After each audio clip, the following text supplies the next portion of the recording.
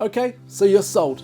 You want the free community app for monitoring the camera and river level systems throughout the UK, and you're ready to hit that download button.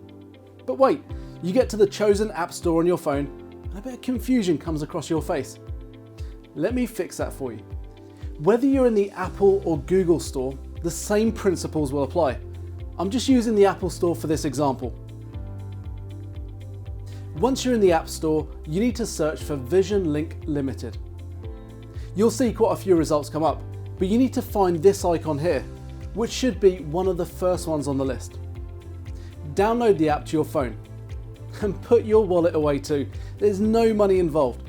This beautiful little app is totally free. Yep, free. And there's not a single advert installed either, like some of the other painful apps out there. The app will ask for a pairing code, which can be obtained from the Environment Agency or from VisionLink. This is just so the app can link to the correct cameras and river level sensors. When you get a notification about allowing permissions, click accept. And this is to ensure only relevant nearby cameras and river level sensors are displayed in your app. Right, now the good bit.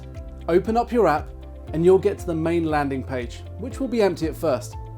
This is where you can go through and add the cameras and river level sensors that you're interested in monitoring through the app.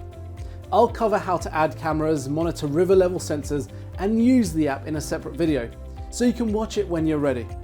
This one is just to make sure you download the correct app. Now that you've downloaded the correct app to your phone, head on over to the How to Use a Community App video, where I can show you exactly how this well-engineered app works. See you on the next one.